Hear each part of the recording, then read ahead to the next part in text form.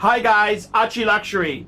Go to f2bbs.com. www.f2bbs.com. The last bastion of free speech on the interweb.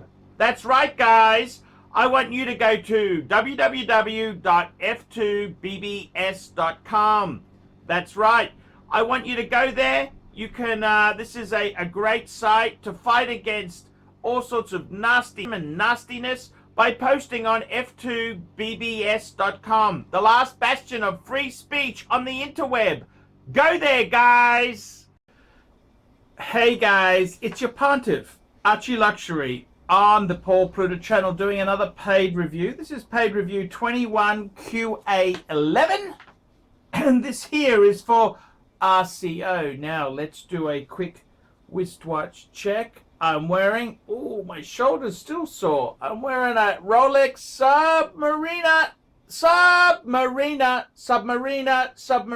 Submariner date. I love that watch. Okay, here we go. Let's jump straight in. Happy New Year, Pontiff. Yes, it is. Happy New Year. I recently pulled the trigger on a Breakster, a Breguet. And it wasn't any normal Breguet. This was a very beautiful Breguet, and thought now would be a good time to refresh the collection review. Just sent you $200 via PayPal. I currently have, here we go, he's got in his collection there, he's got a Patek Philippe World Time 5130R rose gold, Patek Philippe Aquanaut 5167A, that's the steel Aquanaut. He's got a Rolex Daytona white gold with blue, reference 116509, solid white gold, baby. He's got a Rolex President Day 18038, and that just looks, what a cracker piece, cracker jacker. He's got a Rolex Explorer 2. This is the 40 mil, 16570. Then we've got a Jaeger-LeCoultre Grand Reverso calendar in rose gold. Then we've got a Jaeger-LeCoultre Deep Sea Vintage Chronograph. I gotta tell you, I nearly bought one of these a number of years ago. I really was going to pull the trigger. It's a long story. I was doing a deal with a guy called Justin, and I offered my Explorer 2 as part trade, and he just bagged it out, and I thought, well, fuck you, Justin. Then he's got an Omega Speedmaster Man on the Moon. An Omega Seamaster 1957 Trilogy, yes sirree. A Grand Seiko 9S Anniversary GMT. And the newest edition, Waterbox. Breguet Classic 7787BR. Thoughts? Also, now that the collection is up to 11, it's starting to feel unwieldy. Hypothetically, if I were to whittle it down a bit, maybe 8 or 6, what advice would you have? Is it worthwhile thinking about consolidating into a handful of real fike-off pieces? Regards, RCO. What an interesting collection. Firstly, RCA, I want to thank you for being so generous on your paid reviews. I can't survive on the Google ads. I can't survive on YouTube without your support. So I really want to say to you, man, thank you for helping me out. We'll address your query.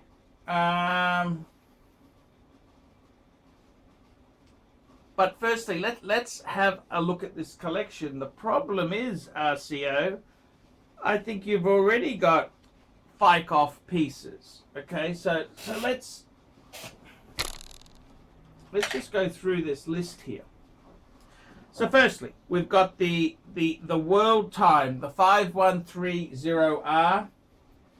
Now I actually have, as I think you know, I actually have, what do I have? I have the 5110, slightly smaller. I got the 37 mil, you got the 39.5, and they've actually brought it down a notch to 38.5 mils. I got to be honest with you, I think the 5130, retaining the crown guards, that would be the best bang per buck. So that watch there, I got to be totally honest with you, as far as a watch goes, that'd really be a 10 out of 10. It doesn't get better. You could argue the point, okay, so there's 3 world times. You could say, well, hang on, Arch, the 5110's better, or you could argue the new model, the 5230's better, but no. Those are so amazing. They're amazing. They're absolutely I love it in rose gold. I love it in rose gold. I think it's just an absolute cracker of a piece. So that is already top shelf. The next Patek in your collection is the Aquanaut itself, the 5167A. Man, dink. I'd have to give that a 10 out of 10 as well. That's just superb. Absolutely superb. The Aquanaut, you've got to get it in steel, in my opinion. The rubber strap. It's one of the hottest sports watches in the world. So I can't fault that one bit. Then we talk about your Daytona, the 116509. Again, that's a 10 out of 10. That's very, very heavy hitting. White gold Daytona, blue dial. Absolutely pops. Absolutely pops. So those 3 pieces absolutely pop. Okay. Then we say, okay, let's have a look at the president, the day date, the 18038. Okay. So that there, look, that's your vintage. 18038s, they came out late 70s, I think it was 78, 79. Before that, you had the 1803. So this was a single quick set, and they ran until 1987 with the R serial number, 87, 88. And you've got a really nice example. Champagne dial with Arabics, beautiful. That's kind of your vintage piece. Now, okay, it's not as perfect. You could say, okay, it's not a modern piece, it's a vintage piece. I'd say in the condition it's there, I'd say in your collection, that's a 7.5 out of 10. It's a beautiful piece. Absolutely beautiful. Then of course we move on to you've got a beautiful Polar Explorer 2, which is the transition. You've got the solid end links with the Hulls case. And Austin Daniels said that the Hulls case, you've got to have, a sports watch has to have the Hulls case. And I can see some merit in that. That's a beautiful piece there. So, I mean, that there itself, as far as a piece goes, Explorer 2 is a definite 7. It's a definite 7. Then we have a look at the JLC Grand Reverso calendar in rose gold. My God, that is absolutely it's a triple date. I love it. I love a Reverso in rose gold. They feel magical. It's a nice size. I got to tick that and give you a 10 for that. That is a 10 out of 10. Then we look down and see your Jaeger LeCoultre, your deep sea vintage chronograph. Now I got to tell you, the fact that I was negotiating to buy one. By the way, they've got this most beautiful retro box they come in. They got this green box. It looks very, very retro and cool. I love it. I'm not really a big fan of dive watches with a chronograph, but for this watch here, it's so funky. I actually really love that watch. I think it's got a lot of charisma to it. It's a JLC. I got to tick the box. I give that an 8 out of 10. Then of course we've got the Omega Speedmaster, the Speedy, okay. What can I say about the Speedy? The only criticism of the Speedy is it's affordable compared to the rest of the collection. I mean, Speedies are shot up so much now. I was an idiot to sell my Speedy. I was an idiot. I'd have to give that a tick. That's a 7 out of 10. I'd rate that a 7 out of 10, definitely. And then I like the fact we have a look. We got the Omega Seamaster 1957 trilogy. I like that series. That was a retro series. They did the Railmaster, the Speedmaster, and the Seamaster. The Railmaster is kind of the Explorer 1 equivalent in Omega speak. I'm going to tick that box. That'd have to be a 7 out of 10. Then we got the Grand Seiko. The Grand Seiko. And I got to be honest with you there.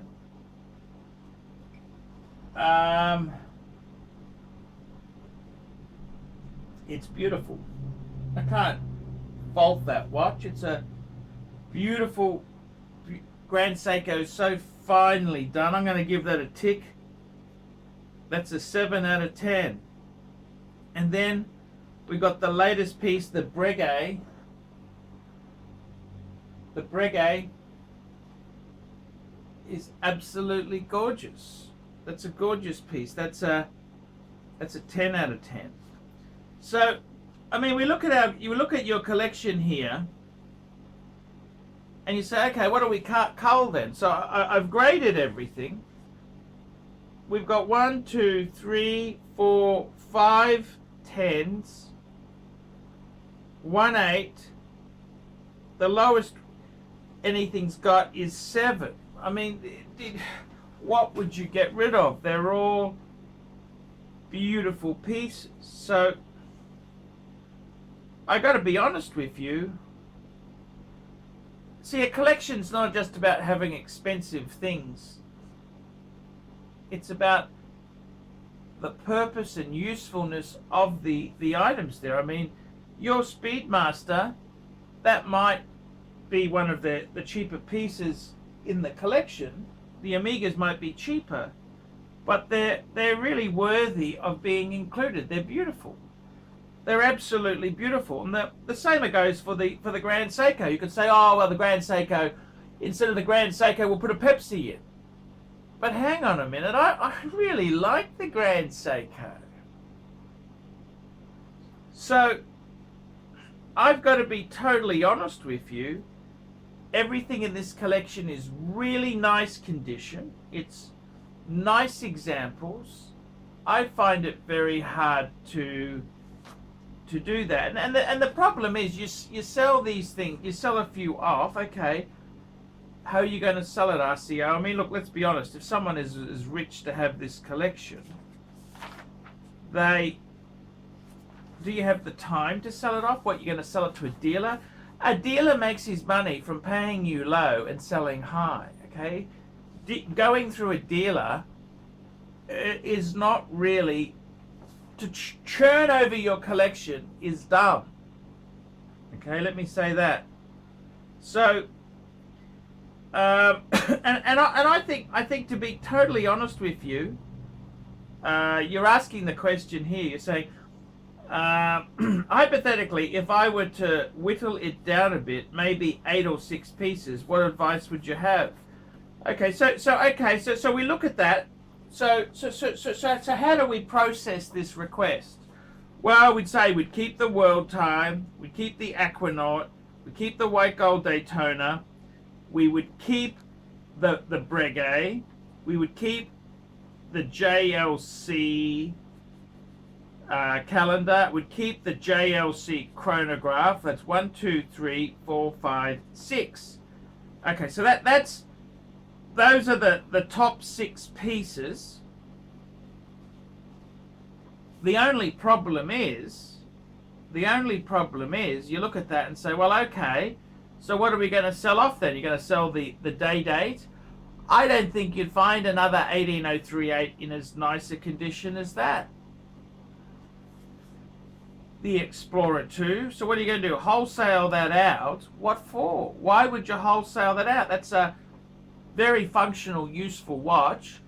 I must say the polars have gone up a fair bit. So what, you get 10 Aussie for it, or 8 US, 7 or 8 US. Then what? You're never going to find one as nice as that.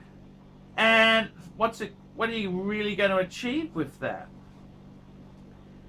And then you look at the Omegas, the 2 Omegas, the Speedy and the Seamaster, and I think, they're just beautiful steel pieces to wear. You don't have a lot of steel pieces to wear. The Speedmaster, you've got the Seamaster. Sorry, yours is the Seamaster, not the Railmaster. Sorry, I can confuse that. Sorry, my apologies if I fight that up. Look, the steel pieces, you've only got a few steel pieces. So these gold pieces, they might not serve the purpose as well there. So I've got to be totally honest with you. Is it so? I'm just trying to work out what the reasoning behind it is. If you're saying it's too unyielding, okay. Well, the problem is the ones that are left aren't going to raise so much money. And what are you going to buy? You're going to wholesale them off. What are you going to see? A Speedy. See, the thing I love about a Speedy is you could find that in a simple collection. I did a paid review today. The guy had a Speedy and a sub date, 16610 sub, just 2 pieces. Then I look at your collection here. I mean, not to blow smoke up your ass, but it's an expensive collection. You got a lot of money here. But it doesn't mean the Speedy needs to get tossed. Quite the contrary, it shows you how good the Speedy is to be in both collections. So I gotta say,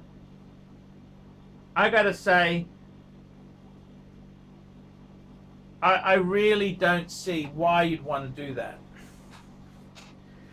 See, if you wanted to raise money, okay, so is it worth thinking about consolidating into a handful of real FICOF? Well, okay, if you do that, what exactly are you going to do? You've already got a handful of FICOF watches. The FICOF watches, I would say, to be honest with you, you look at the JLC Grand Reverso calendar in rose gold. Isn't that as FICOF in JLC as you could get?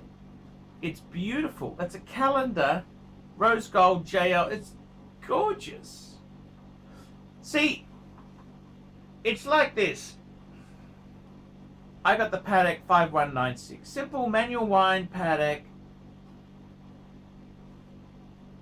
But it's beautiful. I mean, you could meet, if you were going somewhere special, you could still wear that instead of the World Time. Why? Because it's just beautiful. It's not about the retail price. It's not about it's just such a beautiful watch. And that's the whole thing.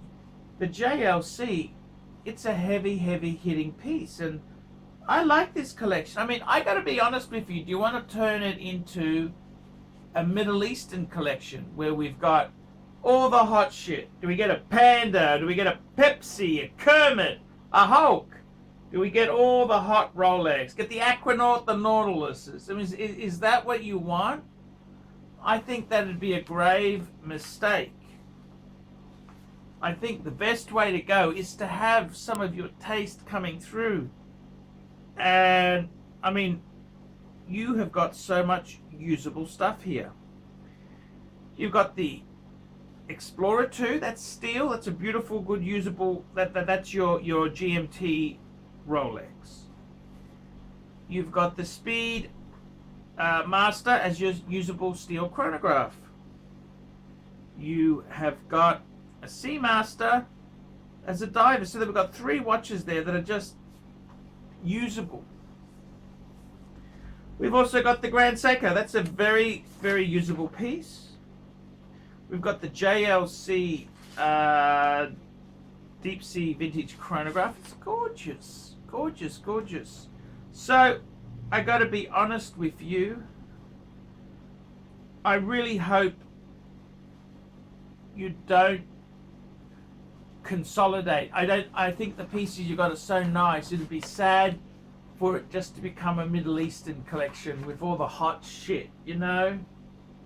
It really shows you've got good taste from the pieces you've got there. And I mean, some of the pieces may not be super, super expensive. Like I said, the Speedies, but it's just such a beautiful watch. It doesn't need to be the solid gold version. I mean, the Omegas there. The Omegas, I love the JLC. That's a rose. That's a beautiful piece. It's beautiful. I look at this collection. I mean, so many of these super rich people, they got watches. They got tick and flick, all the hot shit. They want a 5711, 5712, 5980. They got a Nautilus. So that's their Nautiluses. They got Aquanauts. They got they've got the Pepsi, the Kermit or the Hulk. They got the Panda. They got to have the hot shit. They don't. Oh, it's got to be. But I mean, I'll be honest with you. I'd rather have a white gold Daytona than a stupid Panda. White gold Daytona is amazing. It's an amazing piece. So I gotta be honest with you, man. I think, yeah, I understand it could be a little bit big. Yeah. I'd hate to see you consolidate it into show-off pieces. I don't think that is a good move. There's nothing in this collection that I really would get rid of. Yes, it's growing a bit. I get it. But so what? It's beautiful. 2 Pateks. You've got 3 Rolex, 2 JLCs, 2 Omegas, and a Grand Seiko, and a Breguet. I mean, how could any of that? That's punching far above the weight. I think it'd be madness. Madness. Absolute madness to consolidate into more. There's heavy hitters. This is heavy hitters. I look at this collection and I see, it's beautiful. So I would seriously say to you, that idea is stupid. Stay with what you got. They're beautiful. That's what I would do. I love it.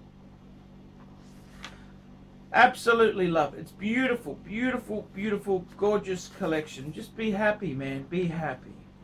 Okay, guys, that's my review today for RCO. I love the collection. I had to really think about that. I had to just draw it out. Okay, guys, like, subscribe, and tell your friends. Remember, Archie can't survive on Google Ads alone. I really do depend on these paid reviews to keep me on YouTube. Without these paid reviews, I would sink. Please support me, guys, okay? I will see you in the next one. $50 US for a paid review. Look down in the description. Organize one now, and I will see you soon. The Rolex Submariner date. Probably the most versatile, the most famous, the most wanted watch of 2020. The Rolex Submariner. Absolutely stunning. I've gone for the steel model. I wanted something that could be worn every day. The businessman's delight. Look at the side profile. Look at that. Absolutely gorgeous. I've got to tell you, I am in love with this Submariner. Black on black. Does it get any better? Black on black. The Rolex Submariner. This is what this is just such a beautiful look at the. I got to tell you, the maxi, just the whole thing. This whole thing is everything the ceramic sub should have been from day one. Absolutely winner chicken dinner. Absolutely. And it's got the new clasp with the glide lock for easy adjustments. Absolutely winner chicken dinner. Hi guys, ArchieLuxury. And who do I recommend in America? In America, who do I recommend for quality pre-owned wristwatches? David SW. Go to davidsw.com. He is the best, the greatest pre-owned dealer in all of the United States of America. David SW.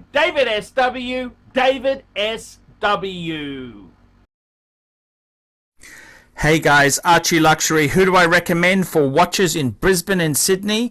Vintage Watch Co. That's correct. Vintage Watch Co. in Brisbane Arcade in Brisbane and the Strand Arcade in Sydney. Vintage Watch Co. Brisbane and Sydney. Ronnie, I've known him since the late 90s. Ronnie is a top bloke. Luke is a great guy. Vintage Watch Co. That is who I recommend in Australia. Check out Vintage Watch Co. and the guys' amazing range of watches. They also do service and repairs. Vintage Watch Co. That is where the Pontiff goes. You know, some of my Pateks came from Vintage Watch Co. That's right, guys. Vintage Watch Co.